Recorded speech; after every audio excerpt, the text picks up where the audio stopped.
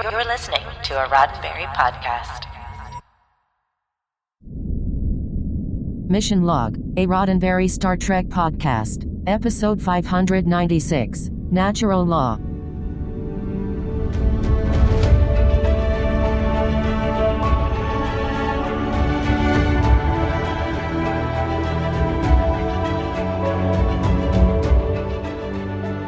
Welcome into another episode of Mission Log, a Roddenberry Star Trek podcast. I'm John Champion. And I'm Norman Lau. Each week on Mission Log, we take a look at an episode of Star Trek. In doing so, our search intensifies as we look for the morals, meanings, and messages contained within and ask ourselves whether the episode stands the test of time.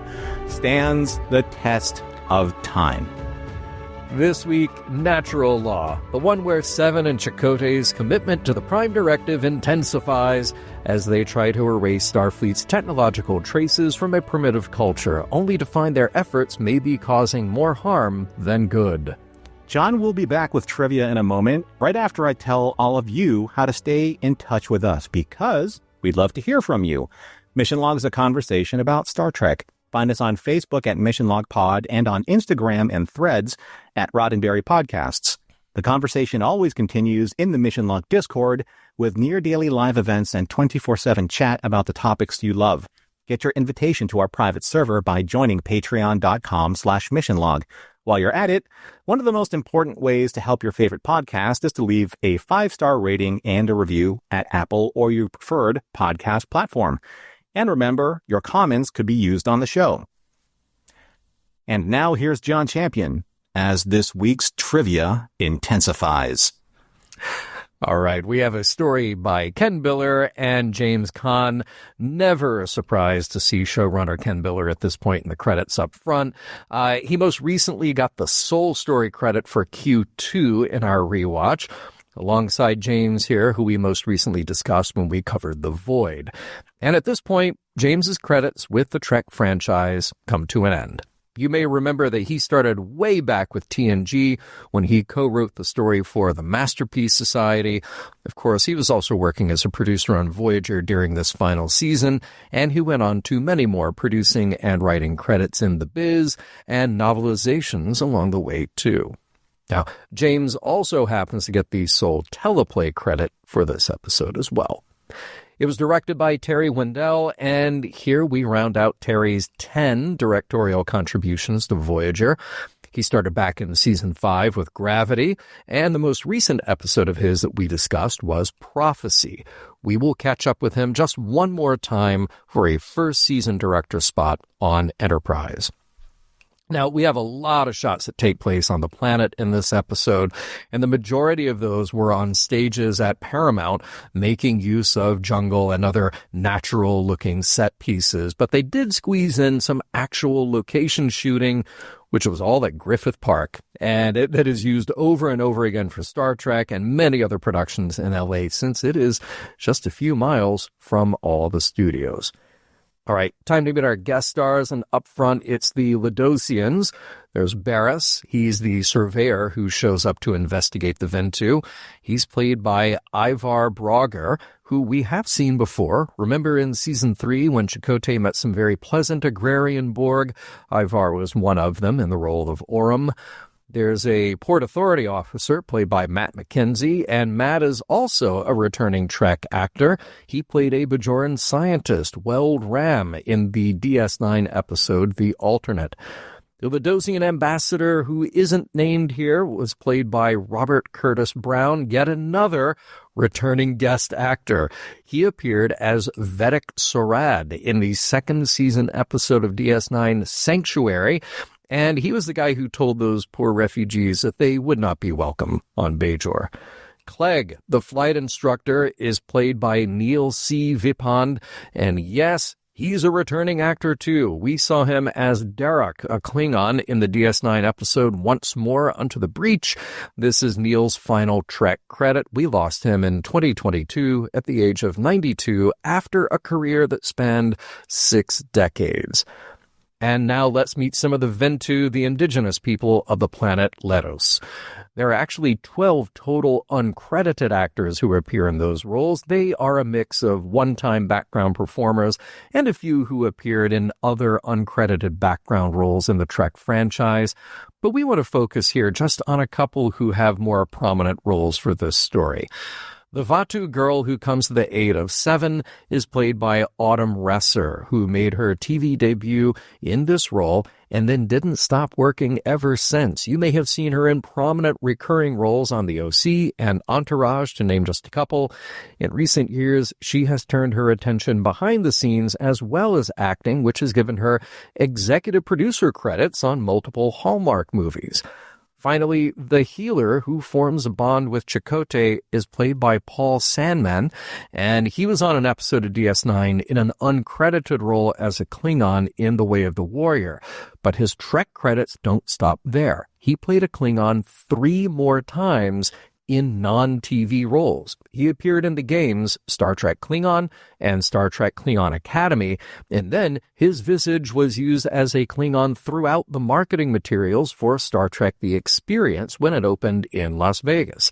His non-Trek credits are somewhat limited, but he did appear in a few notable projects like the TV film Gia that put Angelina Jolie on the map, and in the 4th Toxic Avenger movie, Citizen Toxie. Today's episode may be his last on-screen acting credit, but Paul is a registered nurse and has been working with the Desert AIDS Project in Palm Springs since 2016.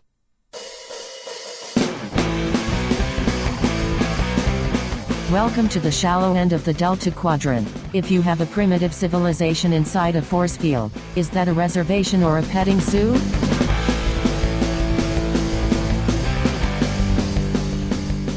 Prologue.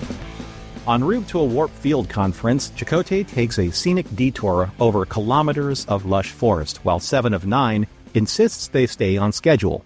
Suddenly, the shuttle slams into an invisible energy barrier, triggering a cascade of system failures. With seconds to spare, 7 reconfigures the phasers, blasts open a rift in the barrier, and as the shuttle explodes below, she and Chakotay safely materialize on the planet's surface. Act 1. While taking inventory of their situation on an unknown world, Chakotay brushes off the deep cut and hairline fracture in his leg. But why treat the wound and prevent an alien infection where there's exploring to do? He insists they hike towards the wreckage, determined to repair the shuttle and still make the conference. 7, efficient as ever, focuses on scanning debris and building a distress beacon. When Chakotay pauses to admire the scenery, she reminds him sharply they wouldn't be stranded if he hadn't stopped to admire it. Meanwhile, in orbit, Tom Paris runs into trouble. While piloting the Delta Flyer, he unknowingly violates Ladosian flight regulations. Ordered to power down, he returns to Voyager only to learn his punishment, a mandatory 3-day flight safety course. Tom protests, but Captain Janeway stands firm. Local law applies to everyone. Back on the surface, 7 and Chakotay discover the shuttle is beyond repair, but nearby are humanoid life signs. They follow them to a primitive tribe, pre-industrial, genetically linked to the Ladosians. Chakotay is fascinated. 7 is unimpressed. As his leg infection worsens, 7 heads out to find salvageable parts. The tribe finds Chakotay curious but frightened by his technology. When his combat chirps, they smash it in fear and carry him off. 7 tracks him to their camp after dark, where she finds him resting on a woven blanket, his wound already treated.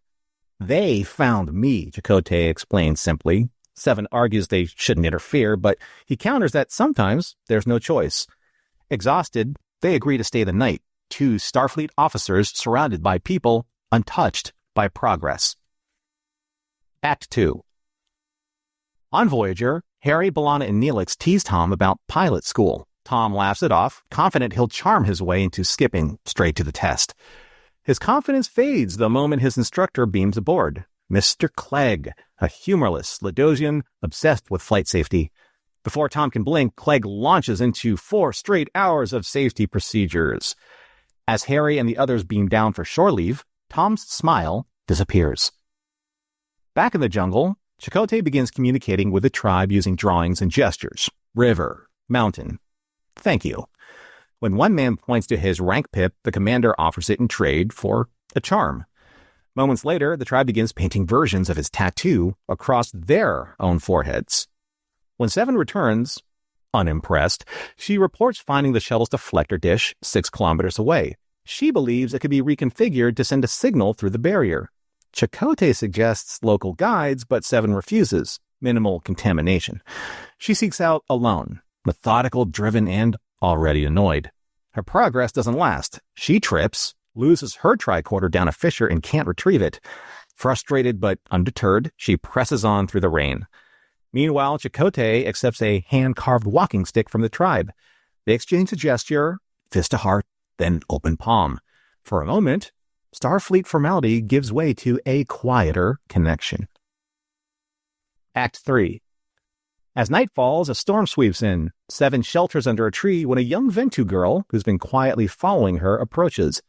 Without words, the girl crushes fruit oil onto stones, igniting a small fire through a chemical reaction. Seven studies her, impressed despite herself. When the girl offers food, Seven declines at first, then accepts. In the flickering firelight, human and Ventu share a silent understanding. Meanwhile, Tom's lessons drag on. Clegg inspects the Delta Flyer like a prosecutor, faulting everything from the thruster layout to the seat placement. When Tom blames the ship, Clegg reminds him he designed it. Professional pride, the instructor says coolly. Tom's smirk vanishes. At sunrise, Seven waits to find the Ventu girl is still there. She sketches a map in the dirt. The girl nods and leads her through the jungle, pausing to admire a waterfall before moving on. Elsewhere, Chakotay grows uneasy when he notices the Ventu wearing pieces of shuttle debris as jewelry. When he sketches Seven's Borg implants, they recognize her and guide him to her trail. On Voyager, Tuvok reports that Chakotay and Seven never arrived at the conference. Scans detect only a single shuttle wing resting on an invisible energy barrier. Janeway contacts the Ledosian ambassador, who explains that the barrier protects an indigenous people, the Ventu, built centuries ago by aliens to shield them from Ledosian exploitation. He insists it can't be lowered. Janeway isn't convinced. Act 4. In engineering, B'Elanna identifies burn marks consistent with Tetryon flux. Tuvok confirms the barrier's design matches technology once used by Species 312. The phaser feedback that destroyed the shuttle, he reasons, was probably Chakotay and Seven's attempt to cut through the barrier. Voyager could try the same, but the risk is catastrophic. On the planet, Seven assembles a transmitter while the Ventu girl plays with magnetic stones, revealing the field disrupting her equipment. Chakotay arrives, limping. Seven explains they'll need to move the 500-kilo deflector nearly 5 kilometers away to generate a dampening field strong enough to punch through. Chakotay resists involving the Ventu, but Seven argues that they can erase all traces once Voyager retrieves them. Reluctantly, he agrees. Up above, Tom's still stuck in class. When he pleads to skip ahead and help rescue his friends, Clegg deadpans, "You're very close to becoming an adequate pilot." With Ventu help, Chakotay and Seven haul the deflector up a rocky slope. Voyager fires phasers at the barrier and immediately gets dangerous feedback. Tuvok begins reconfiguring a photon torpedo just as the barrier drops from within. On the ground, Seven's device hums to life. The Ventu crowd around it in wonder, but the young girl, curious, reaches out and is thrown back unconscious. Horrified, Seven calls Janeway. She refuses evacuation, requesting a medkit instead. "Someone's been injured," she says quietly. "I'll stay." Janeway's log records it as simply, Seven remains on the surface to tend to the injured Ventu girl. Act 5. Back aboard Voyager, Chakotay insists the barrier must be restored. Seven hesitates. The Ledosians could help the Ventu, she argues, with education, medicine, and progress. Improve them, Chakotay asks, or erase them? Even Seven concedes, ending their isolation would destroy their way of life. Janeway decides the barrier goes back up. Starfleet's rules are clear. No technology left behind. When she informs the Ledosian ambassador, he's furious. His people have waited generations to reclaim the land. Janeway gives him 1 hour to evacuate. Instead, a Ledosian ship fires, disabling Voyager's transporters. With no beam-out possible, Janeway turns to Tom, still mid-flight and in his exams.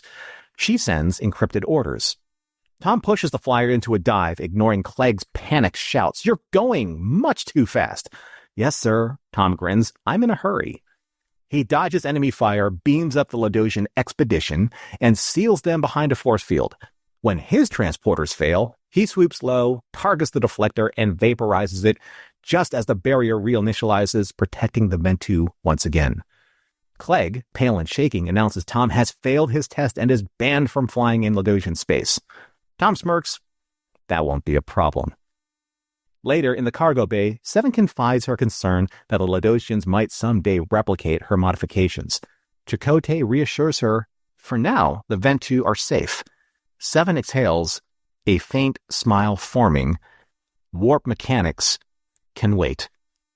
The end.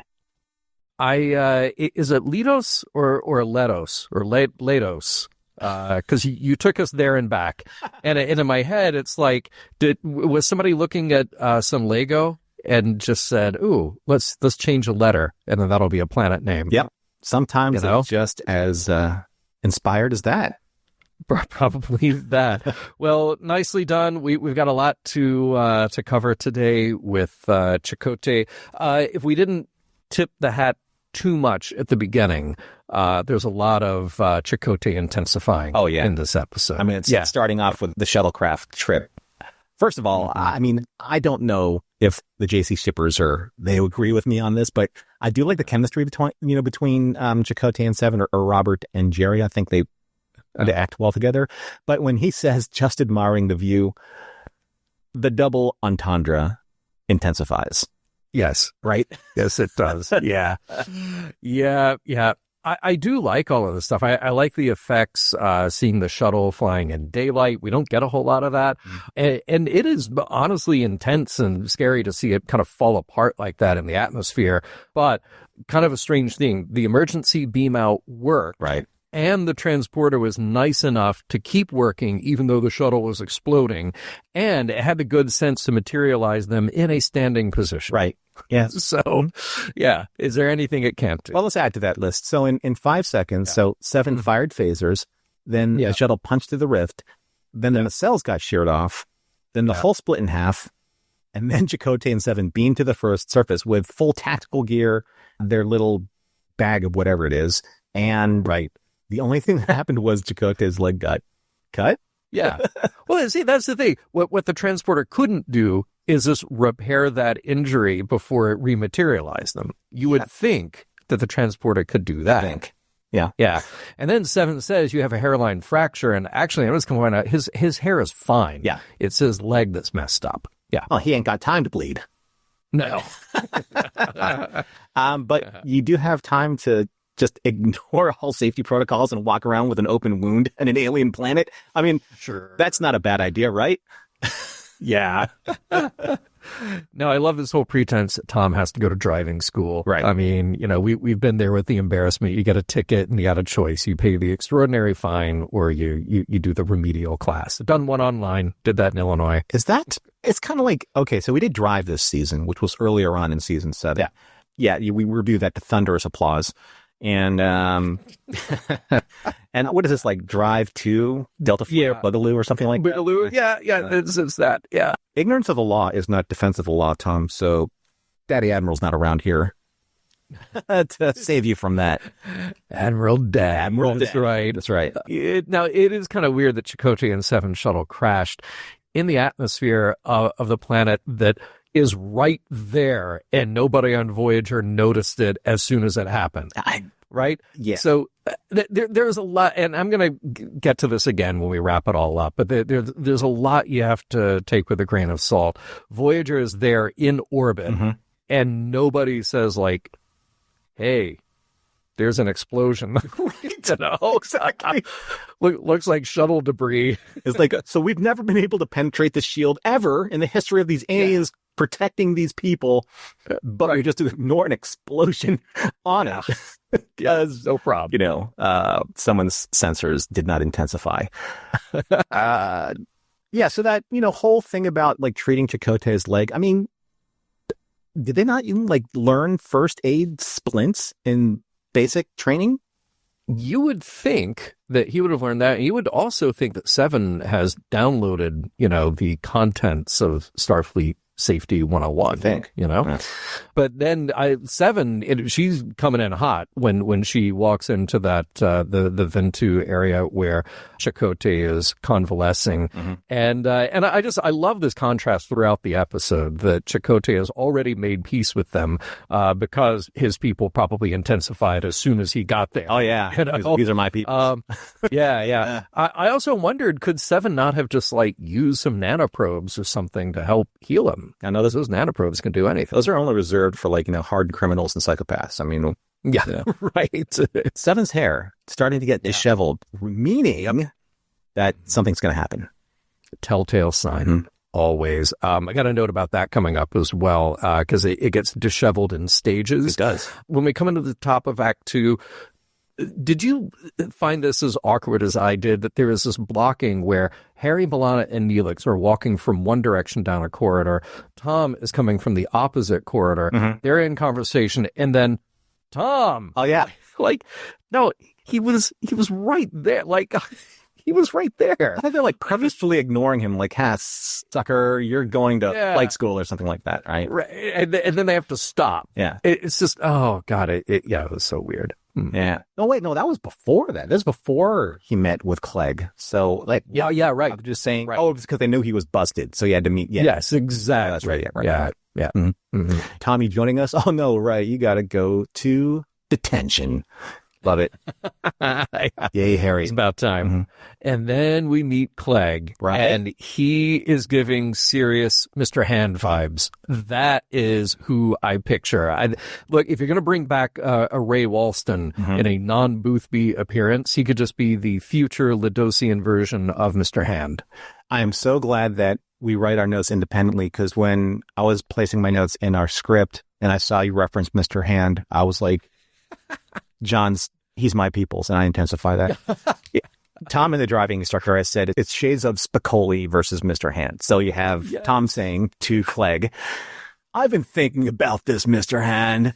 If I'm here and you're here, doesn't that make it our time? Certainly there's nothing wrong with a little feast on our time.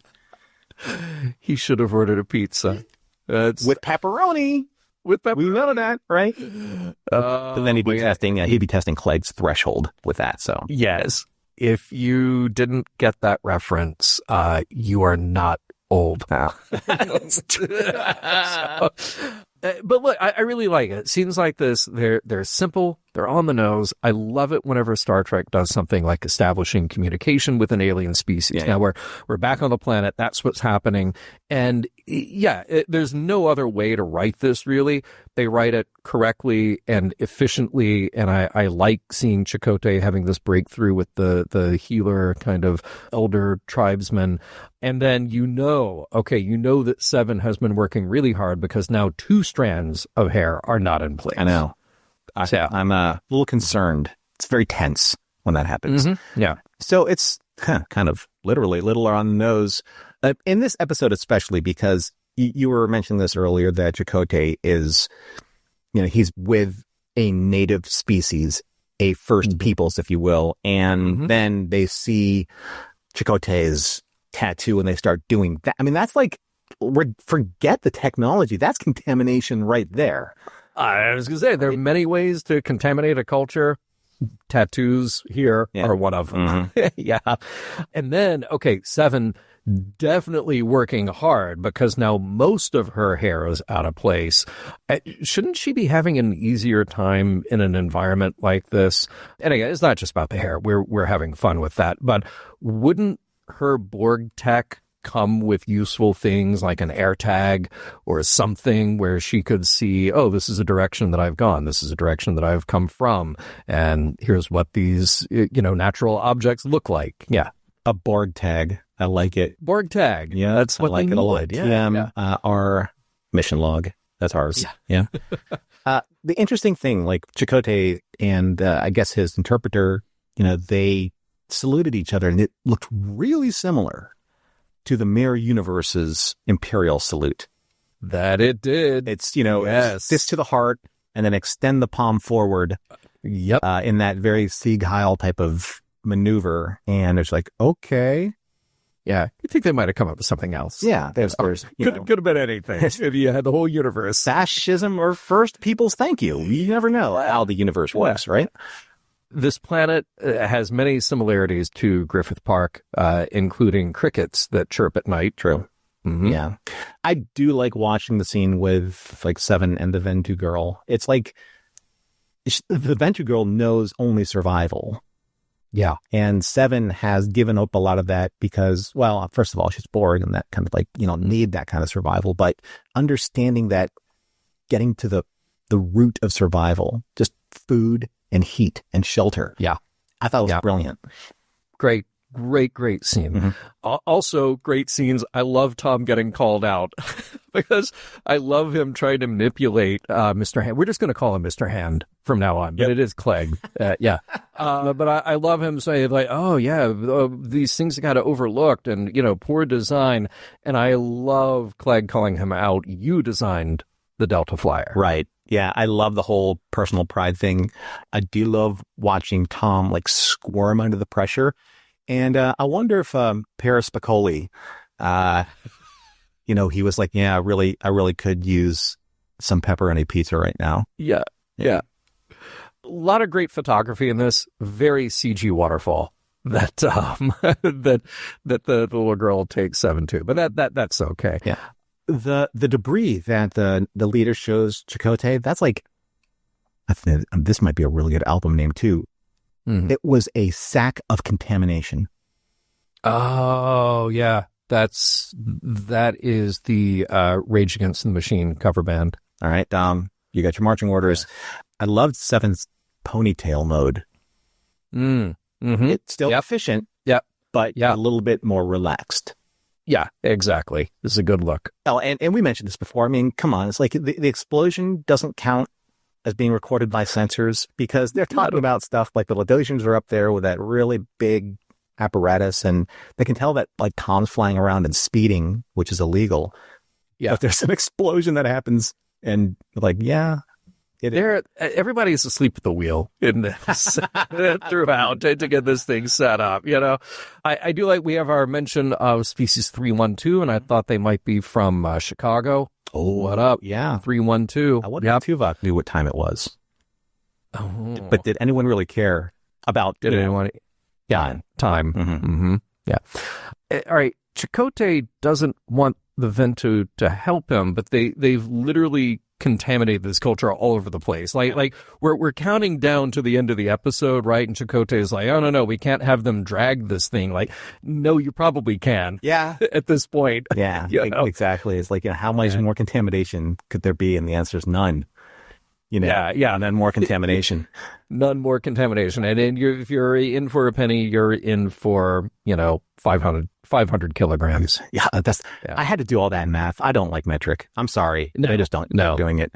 So when Seven says, I lost my tricorder, it felt like, okay, primitive species, very good at mimicking, lost technology. Yeah. Is this kind of like a soft callback to a piece of the action? I like that. It just kind of felt that way. Yeah. Yeah. One of the best lines here, Mr. Hand saying, you're getting very close to becoming an adequate pilot. Right? Glad you mentioned that in the recap. Isn't it? So good. It's like more and more, we're just waiting for, it's like Mr. Hand and Spicoli. It's the scene where Hand shows up and says, oh, it's a good thing that I brought my book. Let's try, and Spicoli, and they kind of form a really interesting bond. Yeah. Yeah. Driving course again. Yeah. I know. Right? I know. A little too much. I think you only get one per series. You should. They already blew it. Yeah. A little aggressive with firing the phasers right at the barrier, I thought, but okay. We're just, we're going completely rogue now. Right. There's also something a bit like very kind of building the pyramids that's happening with this venture. Because remember, the pyramids are technology that, if you believe a certain thing, that technology and that math didn't exist at the time of Egypt when they built the pyramids. So like now you have outside source with technology that is not of that land. I see where you're going with that. I don't believe any of it. But yeah. I'm saying aliens. I'm saying aliens. Yeah. My hair's up. Yeah. I'm saying aliens. It wasn't aliens, but it was aliens. Aliens. Yeah. All right. And then we use a Starfleet med kit to treat this girl. And I mean, talk about interfering. We're just, again, we're in for a penny. We're in for 500 kilograms. And it took no time at all for the Ludosians to show up and descend on this protected area. They're like, this is what we've been waiting for all these centuries. This one moment for somebody to screw it up. It's almost as if they were at the ready for an explosion to rip a hole in it so they could beam through it. If only they had that chance. Yeah, right. Exactly. No, and I'm coming up with an answer on that one. Yeah. And then getting right to it, I thought this was very interesting that Seven just, she says it very plainly. She suggests that just maybe the Ludosians will improve the Ventu, but then she can't really back it up. So this is an interesting conversation that we're just going to shove right in here to the last act. And then, look, these are questions that I put a little star by because I know we're going to come back to it. Do the Ludosians have a right to study the Ventu? And does Voyager have anything to say about that? That's a very good question. Come back to it then. So when Tom is doing what he's doing and he's getting fired on by the Ludosians, can't he just say like, hey, Mr. Hand is on my ship, dude? Right? I'm trying to pass a test here. Start shooting at one of your own. Yeah. This is only a test. Exactly. Yeah. Yeah. Janeway, when she's confronting the Ludosian captain, she says, I don't find weapons fire of any kind restrained. Fair. I was like, this is the Janeway energy that I love. Yeah. But there are a lot of transporters getting trashed in this episode. It's like, Voyager's transporters go out. Oh, what are we going to do? What about the Delta Flyer? Their transporters go out. Their transporters. No, that's not possible, is it? I know. I do love the Delta Flyer going to high speed and angering Mr. Hand. Great scene, but they are in 0G. True. So it really shouldn't make any difference. The inertial gravity kind of device inside Delta Flyer should just be keeping it at a steady state inside. We would be flying around. Unless maybe Tom turned it. Okay. All right, fair enough. Because Tom didn't care about the professional pride. Speaking of professional pride, Chakotay comes in to see Seven and they start talking. They start talking at each other, over each other. Yeah. And I was like, my people's sexual tension intensifies. Yeah. Oh, I love it. I don't know. I don't know if I'm ready for flirty Chakotay. You're going to have to get back to me on this. I'm going to remember this episode as the one where Seven learns some stuff about other cultures and got a blanket.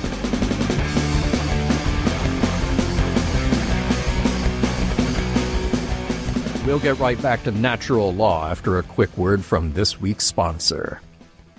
Let's face it, John. Being online these days can feel like walking down a corridor on a board cube. Every step, every click, monitored, tracked, and logged. But it doesn't have to be that way. There's a tool for that. Surfshark VPN. That's right. A VPN, virtual private network. It's like a digital cloaking device. It masks your real IP address and encrypts your internet activity. That means your location and everything you're doing online is protected from trackers, ISPs, advertisers, even that guy sitting next to you at a coffee shop using the same public Wi-Fi. And speaking of Wi-Fi, public networks are just begging for trouble. At the airport, in a hotel, at a cafe, there's dozens of strangers sharing the same network. Surfshark secures your connection before anyone gets a chance to snoop it. Plus, Surfshark is one of the few VPNs that lets you secure unlimited devices with a single account.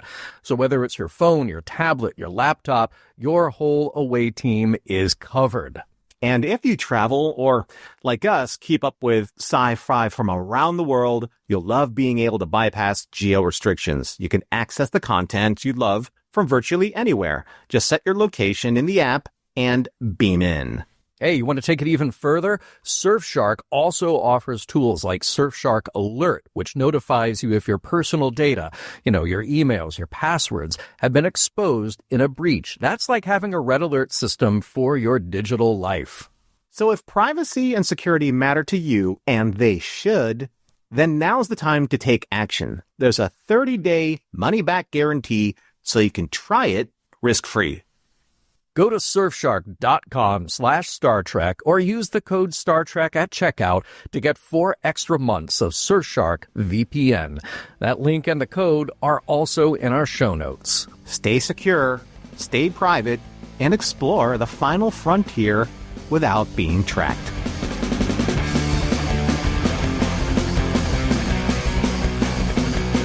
Quick question. Does Tom have to watch all those classic driver's ed films like Blood on the Highway?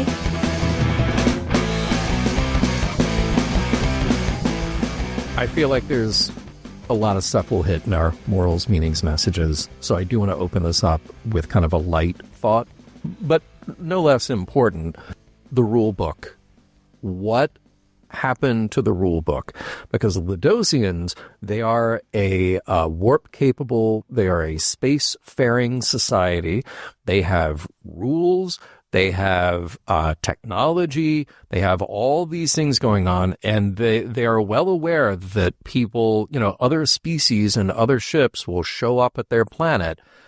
Do they not just share the rules when you get there? Like, how to not break the flying rules, whether it was a moving violation or a parking ticket, whatever it was that Tom did that got him into trouble, but also the planetary rules. Like, by the way, we have thousands of square kilometers protected by an impenetrable alien-designed energy field. Right.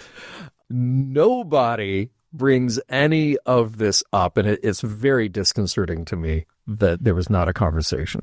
Yeah, it kind of falls into that justice category from The Next Generation, where I guess Tasha was supposed to understand the regulations before anyone beams down for shore leave. And all of a sudden, there's Wesley and those kids, and they're doing what kids do. And like, hey, look, there's a protected flower bed there. I can't read this language. It's so funny. I thought of Justice as well. Yes, I thought about that episode as well. It's a really good example and way early on, so it sets a precedent. Questioning when you have these kind of burgeoning relationships, with these new cultures, don't you want to ask, like, okay, do you have a PDF of what we're not supposed to do?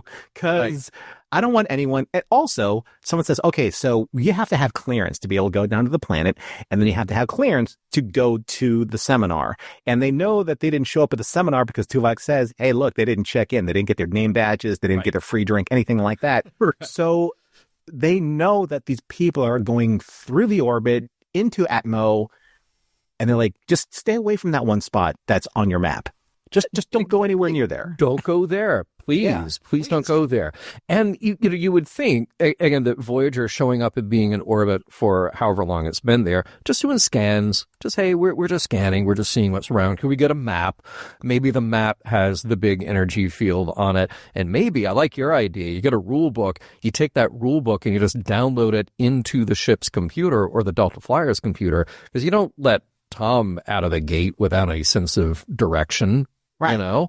So he can just get in there and say, okay, plot a course for this. And then the computer chimes in and says, really don't.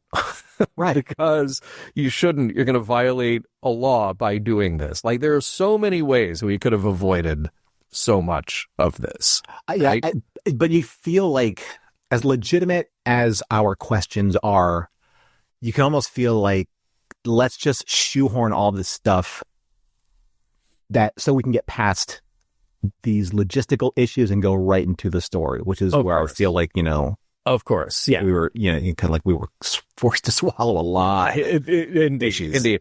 But then we get into the story, and we have this really interesting premise. I really like this in Star Trek does it from time to time. You encounter this pre-warp civilization that kind of mimics some of Earth's prehistory tribes. So we've got a point of comparison, a little bit of understanding, and Chakotay just picks up on it right away. It's like, of course, they're not speaking in a way that I can understand, but we can find this common ground.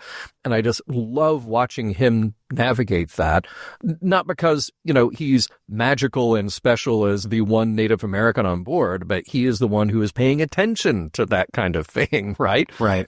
Seven, by complete contrast, reluctant to accept any help from these people at all. Mhm. And I did wonder, I think you can read that in a few different ways. It could just be personality. It could just be, the unease of being around new people. Let's face it, she only has a sample set of 147 other Voyager crew members and all of the Borg. That is her sample set of all people. Right? Right. So encountering something new is going to be difficult for her. I get that. Also, is there just kind of a blind spot for her that mute aliens without technology couldn't possibly help her, that there's not something there for her to learn anyway, which is, a bit of a learning experience for her. Because, look, they're locals. They would know better than anyone. So what will it take for her? And that's what we get to see beautifully in the story here. What will it take for her to go, oh, wait, I need to drop my barriers. I need to actually start to communicate and learn with these people as well. I think that all plays out very nicely. And it's just a very Star Trek thing. I might be jumping to the end. But Don't jump to the end. No, don't do it. We don't have our jump to conclusions mats out yet. Conclusions intensify. Yeah. It's a really good point you bring up about Seven. And I think that they set it up really well. I've been going back to some of the cold opens and I'm like, oh, this is a very interesting way that they're foreshadowing what's going to happen in the episode. It's just kind of shorthand. It's like, oh yeah, we did address it. So we're getting you, it's like Seven in the metronome, in that episode. Yeah. Where's this going? Yeah. Human error. And you're like, okay, this is obviously specifically designed to tell or to tease this particular tone that's going to get into the rest of the story. And that's what this is. So Chakotay's like, take some time to go out there and touch grass. Take some time to get away from the consoles. Take some time to actually appreciate where you are, who you're with, who you're talking to. I'm not going to jump ahead either because it's kind of like that's where I'm going with this. Yeah. But that's him at the beginning. And she's like, no, we must get to the conference. We have to go there in an efficient, direct, orderly manner. Yeah. And that's her mentality.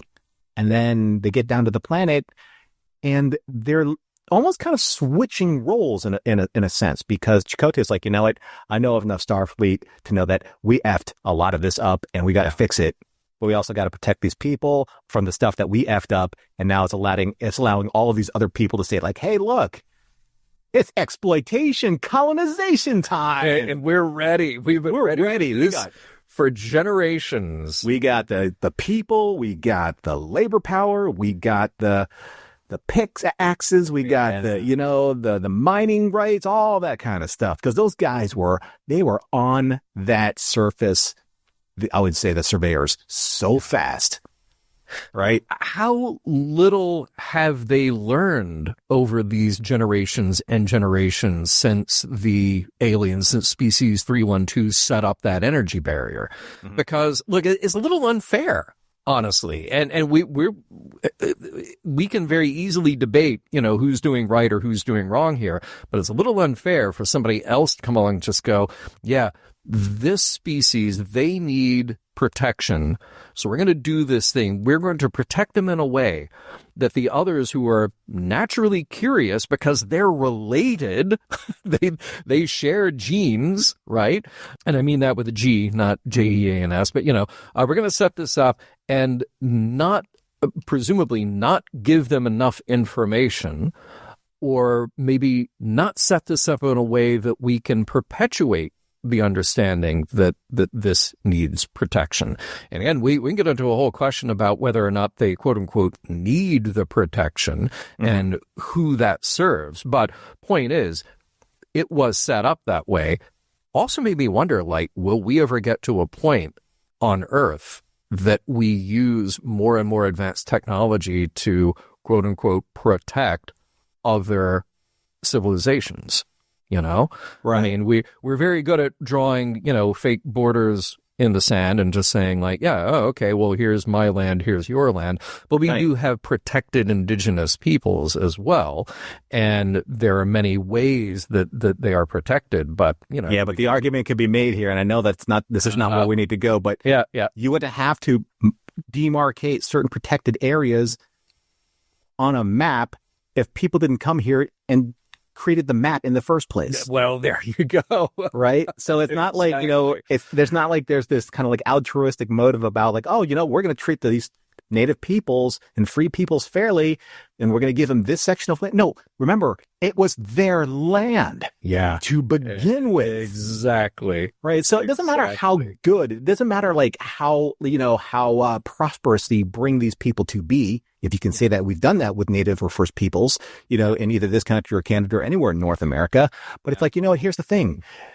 It's just you're selling a lie to yourself, saying that you are a good person by doing that. Sure. Right?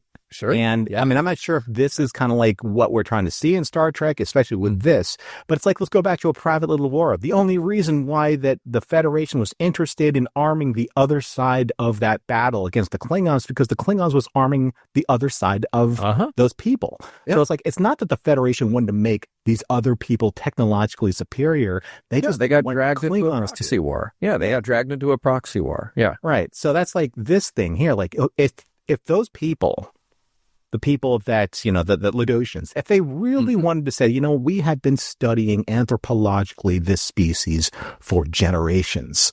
And then they say like, look, I understand what you're doing, Voyager. Get all your stuff and get out of here, because we've been studying them and we didn't want to contaminate their species. And we have left this intact, right? Because it's kind of like going into a bird preserve and like, hey, you know what? It's nice that we're preserving all those birds, but there's a lot of effing oil down there too. So I think I'm going to go for that. But you know what? We're going to take all of our profits and turn it into a sanctuary. Look how awesome we are. It's Avatar, dude. Yeah. Well, look, I mean, the character who we meet introduces himself as a surveyor. Not as an anthropologist, not as a scientist, not with anything that you would expect somebody to put the brakes on what's happening there. Right. The first guy in there is looking for a spot to build a condo. Right, exactly. And he says, oh, yeah, well, we want to know about them, too, of course. Yeah, of course. Sure. We're so curious about the Ventu. Yeah, we got to know about them. Well, sure. But something would look really pretty with a view of that waterfall. Well, remember, they specifically said, look at what the treatment did to this guy's leg. Yeah. Okay, so it was filled with these like natural nanoprobes, actually, they're natural. Yeah. Exactly. But the thing is, that was naturally occurring in this biosphere, in this protected area, maybe in the planet, right? But the thing is, like, as soon as they saw something that they can capitalize on, like unobtainium, right? They're just going to say, like, you know what surveyors do? They look for places to dig. Yeah. Like, no, I'm not slighting surveyors out there. I'm just saying that in this case, this guy's like, you know what? I want all of that forestry pulped so we can study it for the medicine that we're going to make bazillions of credits for.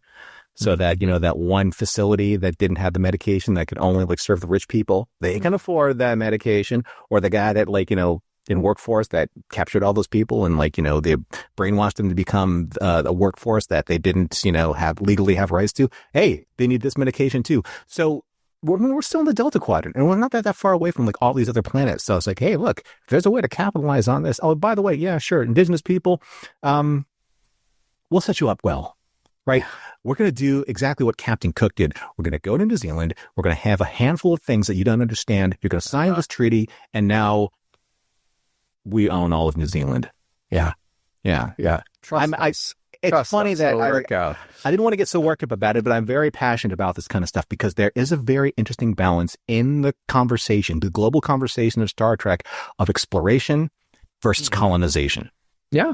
Yeah. Right. And look, and here's what I think is so interesting about this conversation is there is not a single line.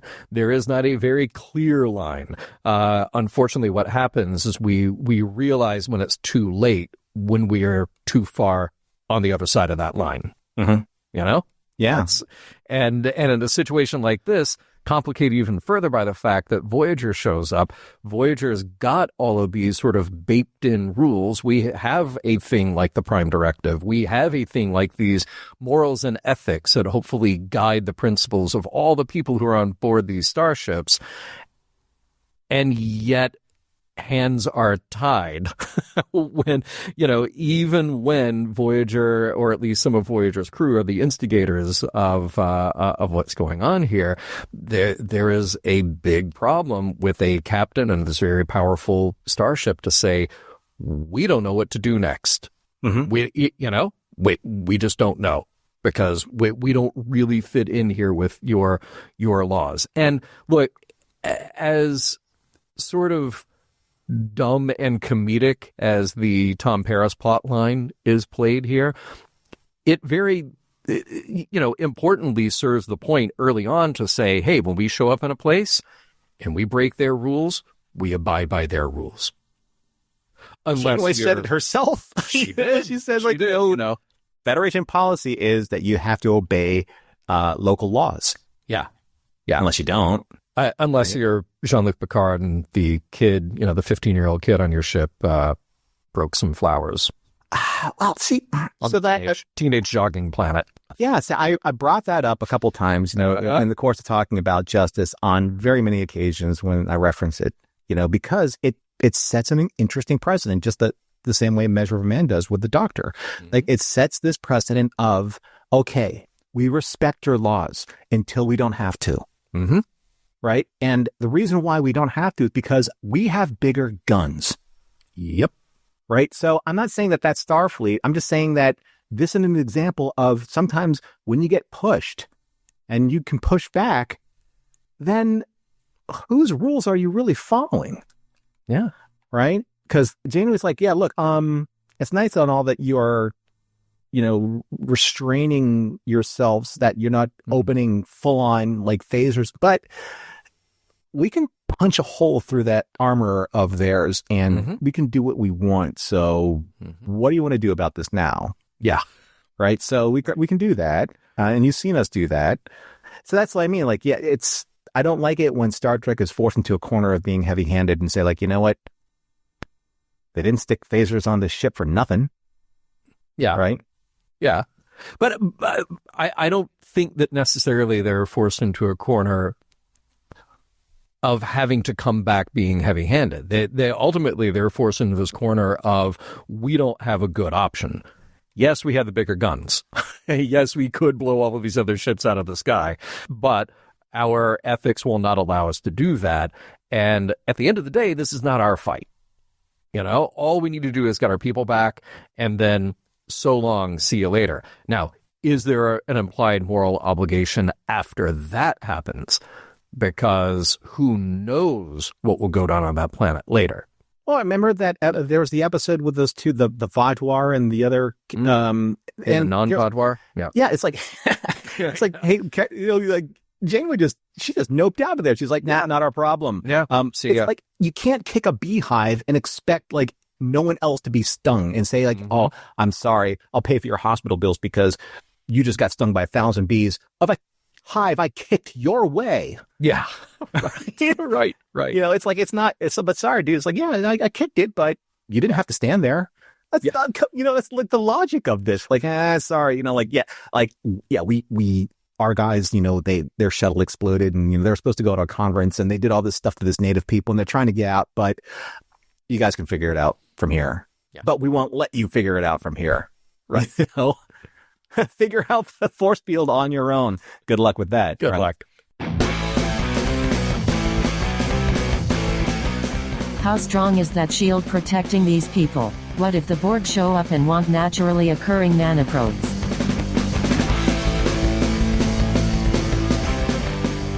Well, we've done our very best to make sure that we've admired the scenery from afar and then admired it up close when we had to find all the technology that we left behind. But anyway, since we have all this stuff now, we are, what did I call it? A sack of contraband or a sack of contamination. Yeah. We can look at the end of this episode. We're talking about natural law. We're talking about, did the episode hold up as we do with Mission Log? And did we find any morals, meanings, or messages contained therein? We're going to start or contaminated therein. Or contaminated therein. And we don't want that, but we don't know. We write our notes independently to see if we're not contaminated this episode with things that we don't agree with. Or did we? Yeah. Where are we at with this, John? I mean, where does the natural law apply to your analysis? What's nice is that this is pretty classic Star Trek, and it's Star Trek doing a pretty classic story about, the evils of exploitation and colonization. But before we even get to that, how about what we've done with the characters here? So I like Chakotay in this as a contrast to Seven's experience with the Ventu. It makes sense. Of course, if you're breaking the story, that's how you do it. I feel like maybe he should have taken a little more time to try to undo a bit of the damage from the cultural contamination. But overall, everybody's trying to make things work. What I really like is spending time on Seven just doing stuff. She's just doing the stuff that's part of the mission, right? Mm-hmm. Because think about it. So many other episodes that we spend with Seven of Nine, it's a story about Seven overcoming her board programming or embracing her humanity. And don't get me wrong, that is great stuff. I love that. It makes her one of the most fascinating characters Star Trek has ever done, right? But what we rarely ever see is her pathway to just being a self-sufficient contributing member of the crew. And that's mostly what we got here. She had to do things, she had to learn things on her own, and Janeway isn't anywhere near to witness it, right? But she's just, boom, it's like she's always been there, and that's cool to see. What is not perfect about this episode, I think it comes down to structure. We spend a lot of time on Tom and his driving school antics. We spend a lot of time with Chakotay and Seven's individual struggles on Lados or Ligos, however we want to say it. But then we just try to cram in the entire plot line about the Ladosians exploiting or investigating the Ventu at the very end of the show in Act 5. And we don't have much time to argue any point at all, much less get into the details or have a more clever plan than shoot stuff, beam up, goodbye.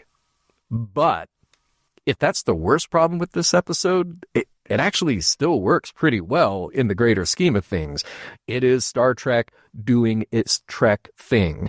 So I can't fault it too much except to say, as we speculate sometimes on this show, what if you had the time to do it as a two-parter? What if you had the time to kind of shift that story about the Ladosians up a little bit so we had more context? What if? That's fine. We can't retroactively change that. We can only speculate. But I think the core of what's here is awfully good. What about you, Norman?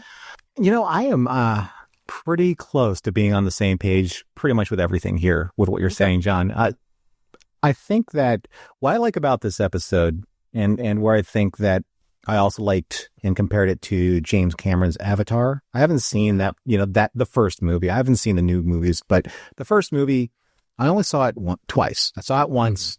The message was very strong. I saw it the second time. The message was still strong, but there's not much more than you could mine out of a story like that. And it's a very basic meat and potatoes story of who has the right to quote unquote colonize. Or empower, right? Because sometimes there's not really a distinction between the two aside from where you're standing. Yeah. Right. And who's being exploited or who is being assisted in their evolution. That's kind of the point that, Seven was trying to get. She wanted to help these people, but at the same time, if you change who they are throughout the natural course of their own evolution because you're their outside interference as to helping these people evolve based on your standards, then what are you doing? You're taking the uniqueness away from basically an entire culture and you're changing their cultural identity forever. Yeah. Because you are influencing their evolution.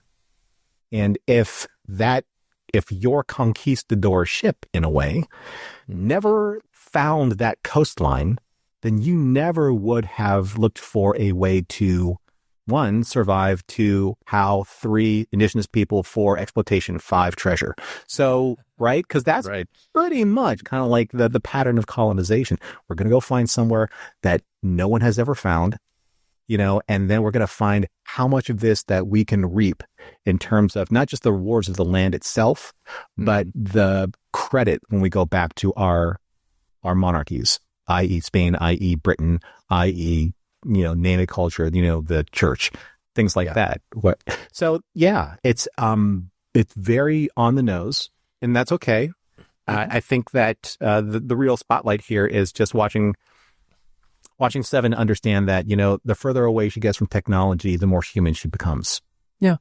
Right. Yeah. She loses her tricorder. That means she has to communicate with this girl who doesn't communicate. They just have to find a way to be with each other. I mean, it's almost kind of like an enemy mine situation, but it's not, enemy mine.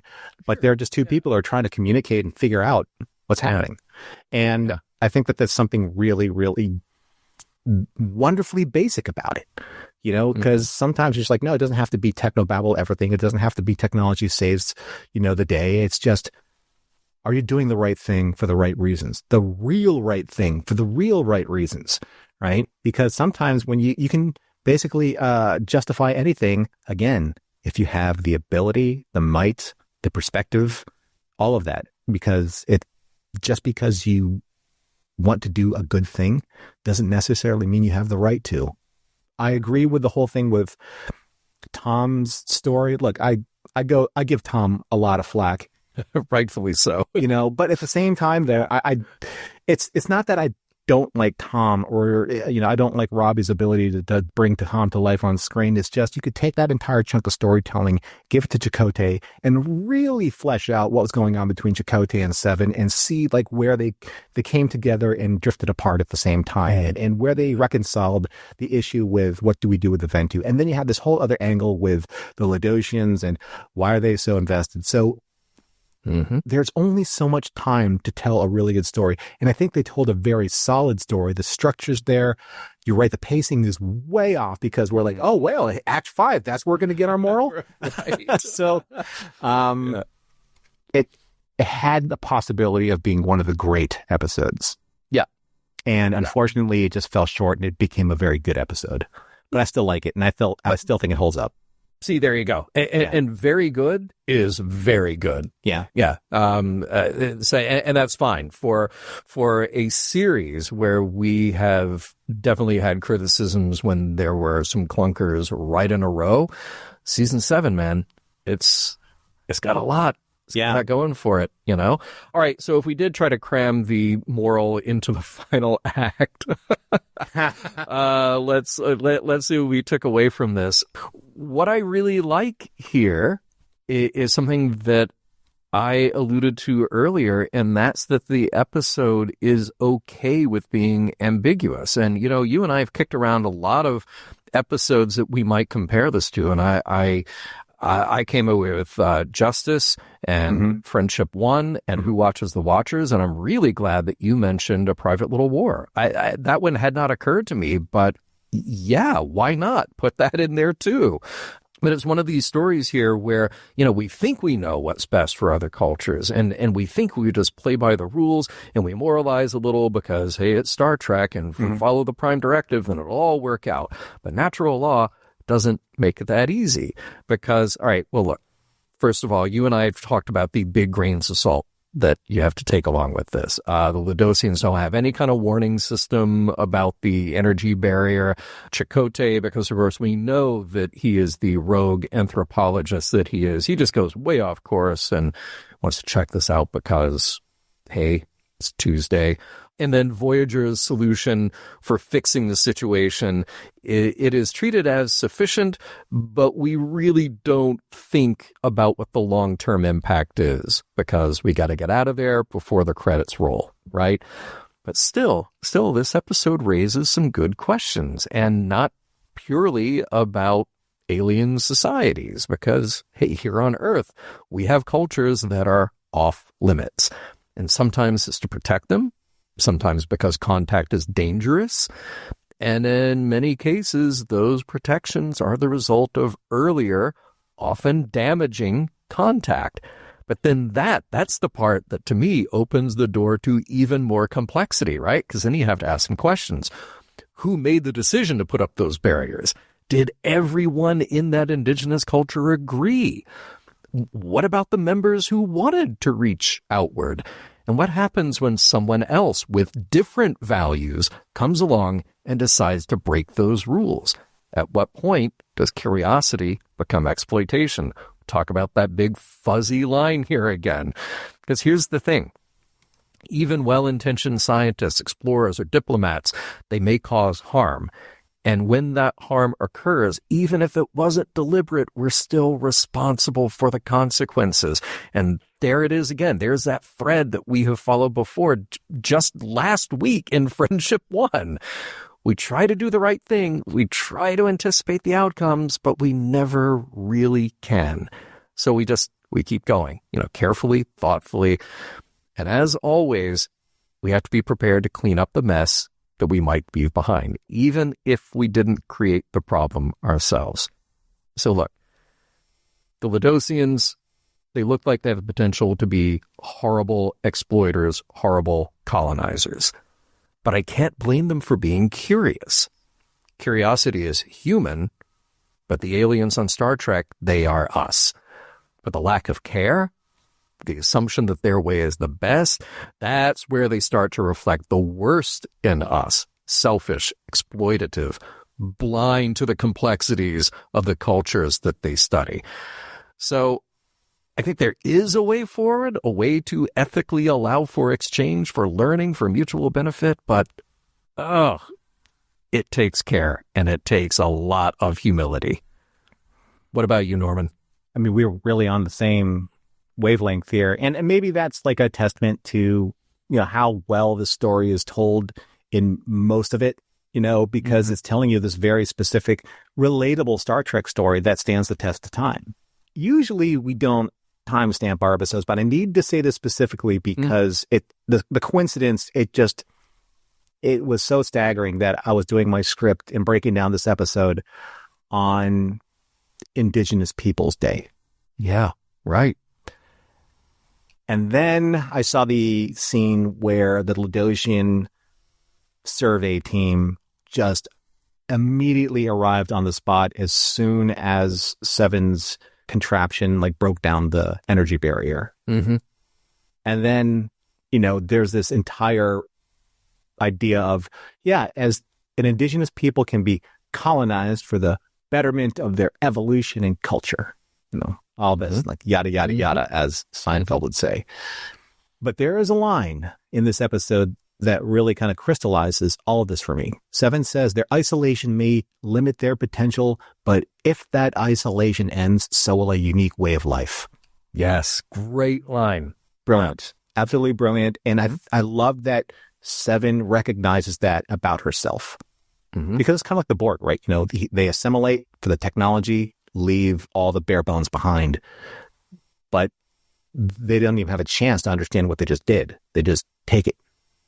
And better for themselves. And it's for the good of the ones that they assimilated. Right, exactly. Wouldn't they want to be more perfect too? Exactly, getting to that omega particle effect. Right, so that's the paradox here of natural law, because she's right? The moment you interfere, even with good intentions, because that's what we're talking about here, right? Mm-hmm. Something of the original is lost, whether it's the original society, the people, the culture. There's a certain purity that has been changed. It's been, contaminated in a way. But she's also standing inside kind of like this bubble of Starfleet philosophy, Janeway's philosophy. This understanding of we are a culture built on exploring. We're a culture that reaches for the stars. Embraces this curiosity. And sometimes interfering with other species, but it's all in the... Can I get an idic? Exactly. Can I get an idic? Exactly. Yeah. So it's kind of like in this whole realm of, or the license of understanding, right? You can license the idea that the Prime Directive gives us certain parameters that we have to follow so that we have a moral center and code so that we don't interfere recklessly in the evolution of specifically, pre-warp cultures. I get all that, right? But here's the thing. What I love about Seven understanding that goes all the way back to, what if Captain Janeway hadn't interfered with the Borg and left Seven on her cube and annihilated that, or let species 8472 take care of the Borg? What then? Oh, yeah. Right? Because Captain Janeway interfered for the right reason and achieving the right results. Right? Yeah. So here's the big question. Like, at what point does helping become harmful? Right? Is it when ego sneaks in and starts calling itself altruism? Or is it when we can't tell the difference between exploration and exploitation? In this story, Voyager breaks the barrier. It peers inside and learns that not every civilization needs our version of progress. The Venti live in balance with their world. They don't need saving. And in realizing that, Seven takes her own small leap forward in humanity from understanding what the machine logic of the Borg has forced her to be versus just natural moral wisdom, natural law. Right? So Gene Roddenberry's Star Trek universe was built on this tension that discovery versus preservation, or curiosity versus consequence. Without discovery, we stagnate. The curiosity that you're talking about is part of our DNA. But without restraint, we destroy. So which path is right? Like, maybe neither, maybe both, right? Because the real test, it's not whether we explore, it's how we explore, right? And you always bring up the E word, empathy, with awareness, with respect for the lives that existed before we arrived, right? So there's this balance between progress, preservation, right? You know, they just kind of like circle each other because that's the only way we keep all of this honest, right? That's the heart of Star Trek. Unfortunately, we had to get to Act 5 to see it. But they got there. Mission Log is produced by Roddenberry Entertainment. If you'd like to support us directly, you can do so at patreon.com/missionlog for early access to shows and the Mission Log Discord. Our website is missionlogpodcast.com, and for more Star Trek news and discussion, visit trekmovie.com. On the next Mission Log, Homestead.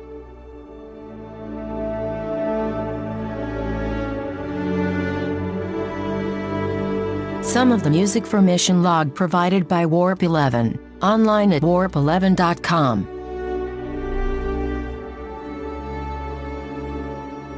Special thanks to consulting producers, Matt Esposito, Tom Kozak, Mike Richards, Mike Schabel, and Paul Shadwell. Remember, space drivers, leave your blood in sickbay, not on the space lanes.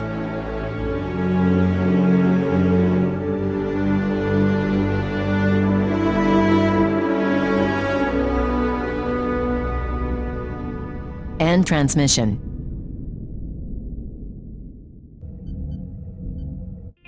This is a Roddenberry podcast. For more great podcasts, visit podcast.roddenberry.com.